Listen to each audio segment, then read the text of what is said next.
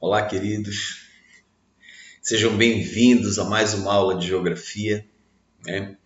E a aula de hoje é sobre aspectos demográficos, né? A gente vai estudar a população, o comportamento, as características da população mundial, ok? A gente vai falar um pouco sobre as principais características, sobre o modo de vida, né? Sobre concentração, desconcentração, densidade, ok? Então, vamos lá. Primeiro, a gente precisa entender o que a gente chama de população. População é um grupo, um conjunto de indivíduos que habitam uma região, um país, ou até a população mundial, como a gente chama, né? Então, é o conjunto de pessoas, o conjunto de indivíduos que habitam um determinado local, ou uma região, ou país, ou mundo, né?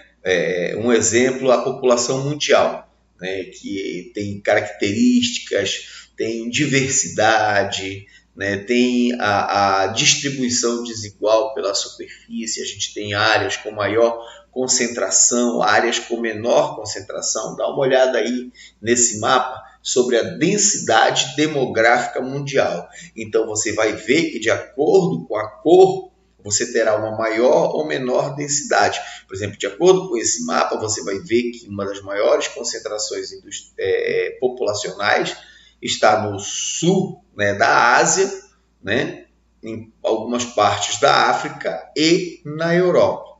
Ok? Então, nós temos o quê? A maior parte da população, né, vivendo nessas regiões devido à sua concentração, à sua densidade demográfica. E, atualmente, essa população, a maioria dessa população mundial, ela é urbana, ou seja, ela vive, ela habita nas cidades. Mas ainda tem países, nós ainda temos, nos dias de hoje, países em que a maioria da população ainda é rural. E esses países, eles apresentam baixos índices econômicos, né? Devido, né, essa concentração, e a gente vai ver, né, qual o motivo, qual a explicação econômica para isso, né? E, então, ela apresenta baixos índices econômicos e principalmente sociais, tá? E a gente, para compreender essa demografia, esse estudo populacional, essa demografia mundial, né, como a densidade demográfica, né, o que é essa densidade? É a concentração de população em um determinado local, né, o crescimento vegetativo.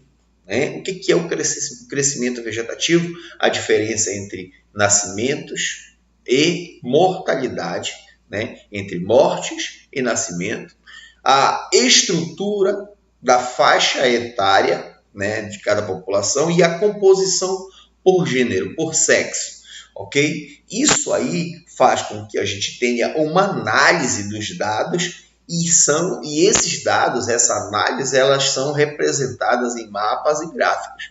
Por exemplo, um dos gráficos que a gente utiliza muito para representar esses dados é a pirâmide etária, que a gente vai ver mais na frente, ok? Então, para a gente compreender essa demografia, esse estudo da população mundial, né, a gente precisa analisar esses dados e representá-los em mapas e gráficos, ok? Vamos lá. População, crescimento e distribuição. Queridos, no início do século XIX, a população mundial ela atingia a marca de 1 bilhão de habitantes. Isso assustou um pouco a população, deixou a população,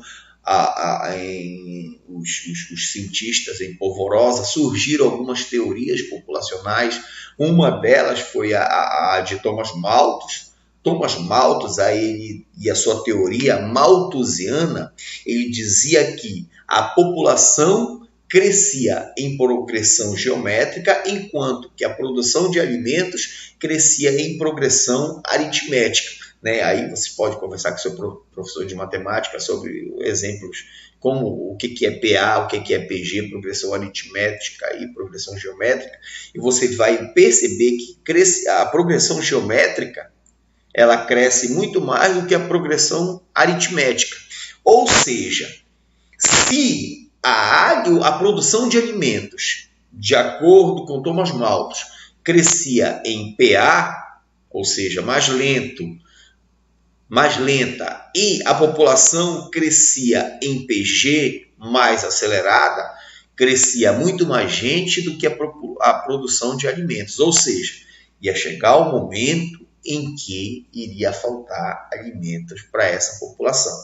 Né? Daqui a pouco a gente vai ver, né, e eu vou logo adiantando, a teoria de Thomas Malthus ela não vai ser concretizada, porque Thomas Malthus ele não considerou, por exemplo, os avanços na tecnologia no campo, né, na produção de alimentos, engenharia genética, né, que vai contribuir para o aumento da produção de alimentos, né, a otimização dessa produção. Então, essa teoria dele, ela não se concretizou.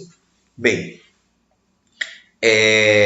então, olha só, no início do século XIX, eu falei a população atinge 1 bilhão de habitantes. E a partir daí, há uma progressiva melhora no padrão de vida dessa população, como a inovação, a tecnologia, né, na mídia, especialmente na área da saúde pública e na medicina, na urbanização, aí essa população ela vai aumentar consideravelmente. Já no final de 1920, ela duplica, ela atinge a marca de 2 bilhões de habitantes. Hoje, nos dias de hoje, em 2020, essa população ela é superior a 7 bilhões. Olha só, 7 bilhões de pessoas. E de acordo com essas projeções, né, quando chegar daqui a 24 anos, ou seja, em 2044, a população mundial vai atingir a taxa de 9 bilhões de habitantes. Aí, a partir daí, ela vai começar a estabilizar, não crescer tanto, né? O crescimento não ser significativo, ser insignificante, uma estabilização. Essa é a projeção dos cientistas. Se você dá uma olhada naqueles dois gráficos aí ao lado, você vai ver a população do ano passado, os 12 países mais populosos em 2019, aí você tem a China em primeiro, com 1 bilhão 434 milhões de habitantes, né? Em segundo a Índia, com 1 bilhão 366 milhões de habitantes aproximadamente, né? Em terceiro Estados Unidos, em quarto a Indonésia, e em quinto o Paquistão, que ultrapassa o Brasil. Né? O Brasil atualmente, né, em sexto colocado, aí, ultrapassado pelo Paquistão. Então, se você perceber, a maioria dos países com grandes populações estão na Ásia. Né? Só que, se você observar também nesse mapa, a progressão para 2100 é que a Índia ultrapasse a China apresente um decréscimo populacional por conta dessa estabilização, e aí você vê o surgimento dos países africanos, já ali em meio aos países asiáticos, com um grande crescimento populacional. Isso com base nas projeções de hoje. Ok? Considerando o crescimento hoje. E aí, se você observar, o Brasil vai atingir a marca de 16º, vai atingir a marca de 12º, né, devido a essa estabilidade no crescimento populacional. Ok?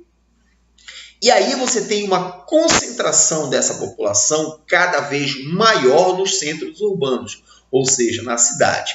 E esse aumento relativo da população urbana e crescimento populacional nas cidades, né, em 1970, ela atinge a marca de as cidades com mais de 1 milhão de habitantes, ela atinge um alto número. Né? Várias cidades, no final da década de 1970, atinge a marca de 1 milhão de habitantes. Já no final da década de 2000, né, você tem a inversão populacional, né? Você tem o que a gente chama de transição urbana, ou seja, a população deixa de ser maior no campo, vai deixando, né, no decorrer do tempo, de ser maior no campo para ser maior na cidade. Então, no final da década de 2000, a população urbana mundial ela ultrapassa as áreas rurais. Então, a população urbana mundial, no final da década de 2000, ela ultrapassa a população das áreas rurais. E isso se dá principalmente porque, olha só, para a população se concentrar no campo, é porque no meio rural, é porque lá está a produção, né, a produção de alimentos, de matéria-prima, e nesse momento, né, até esse momento, eu não tenho grandes avanços tecnológicos nessa produção concentrada no campo, né, concentrada nas áreas rurais. Só que com a aplicação de tecnologia na agricultura, né, vai liberar essa mão de obra que está no campo, ou seja, essa grande população que está lá trabalhando na produção, com a aplicação de máquinas, de tecnologia, eu vou precisar cada vez menos de gente, de mão de obra no campo, porque as máquinas vão substituir a mão de obra humana. Então, olha lá, essa população vai ser liberada do campo para as cidades. E aí eu tenho o fator de repulsão, né? A aplicação de tecnologia na agricultura são os fatores de repulsão, que vai expulsar a população do campo para as cidades. Já nas cidades eu tenho os fatores de atração. O que é? A melhoria das condições de vida nas cidades. Ela vai atrair a população do campo para a cidade. E aí eu vou ter o êxodo rural, ou seja, a saída da população do meio rural para o meio urbano. Isso vai fazer com que haja um crescimento econômico e industrial nas cidades. Ok? Porque mais gente trabalhando na produção econômica, na produção industrial, né? Principalmente nas cidades. Nesse meio aí, ao mesmo tempo, muitas cidades elas vão crescer de maneira desenfreada, vão crescer demasiadamente, e ela não vai conseguir absorver toda essa população que sai do campo em direção à cidade. Então, como ela não vai conseguir absorver essa quantidade de gente que vai sair do campo para habitar nas cidades, o que é que vai acontecer? Essa mão de obra, o que é que vai acontecer? Vai acontecer o aumento, né? E nós vamos perceber que as desigualdades sociais nas áreas urbanas, elas vão se acentuar, elas vão crescer, especialmente nos países ricos, nos países desenvolvidos. Presta atenção nisso aqui. Principalmente nos países, em desenvolvimento. Não nos países ricos, nos países pobres, mas em desenvolvimento. Em que nesses países eu tenho um grande desenvolvimento industrial. Os países estão em processo de desenvolvimento industrial.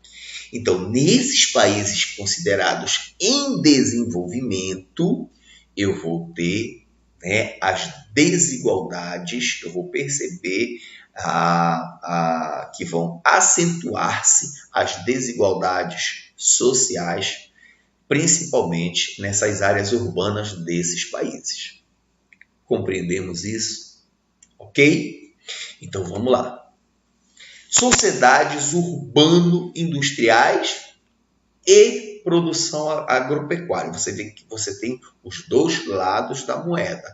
Você tem as sociedades urbano-industriais, a concentração da população trabalhando principalmente na indústria, localizada na cidade, E, por outro lado, eu tenho a produção agropecuária no campo, no meio rural. Se você olhar aqui essas duas imagens aí que estão aí em diagonais, aí na oposição diagonal, você vai ver aí uma mega cidade, né? Os edifícios, né? Os prédios aí concentrando grande parte da população urbana. E, por outro lado, eu tenho as grandes áreas para produção agropecuária, ok? E, atualmente, embora haja o predomínio, olha lá, eu falei anterior que hoje há o predomínio da população urbana no mundo, mas a população rural, ela ocupa um lugar de destaque. Por quê? É a produção, né, para a sociedade urbano-industrial, ou seja, os recursos produzidos no campo, como os alimentos e matéria-prima principalmente, elas são imprescindíveis para as atividades industriais e o abastecimento das pessoas que vivem nas cidades. Ok? Então, voltando. Olha lá, nós temos aí uma dicotomia entre as sociedades urbano-industriais e a produção agropecuária.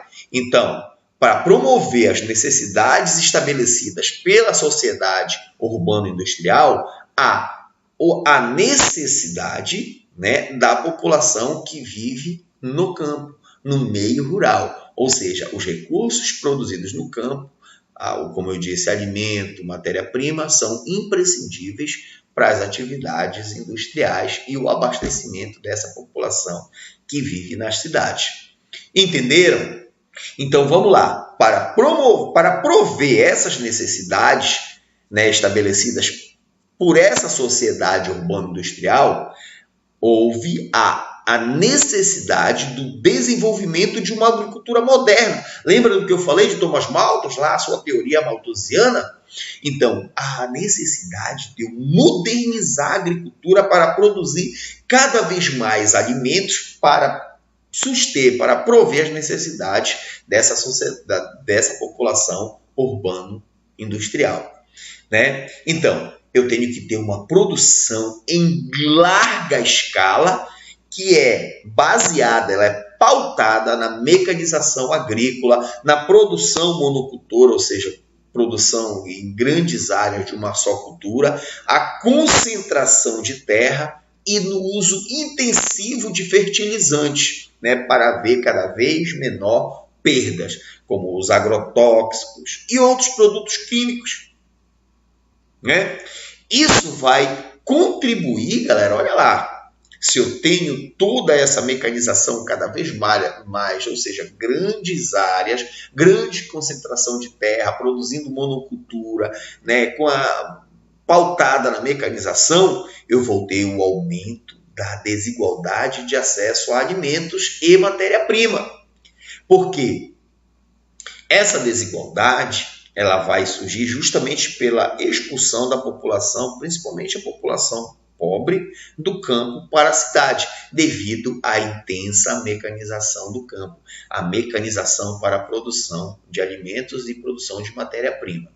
Ok? E aí eu tenho a concentração da população nos grandes centros urbanos, da grande cidade, a má distribuição de renda, ou seja, a concentração da renda na mão de poucas pessoas. Isso quer dizer a má distribuição de renda, isso em escala global, o que vai dificultar o acesso, né, sobretudo em regiões pobres que sofrem com a escassez ou com o perigo da escassez de falta de recursos. Ok? Entenderam isso? Vamos lá. E aí, como eu falei para vocês, existem alguns gráficos para a gente estudar essa população dos países pobres, países ricos, países em desenvolvimento.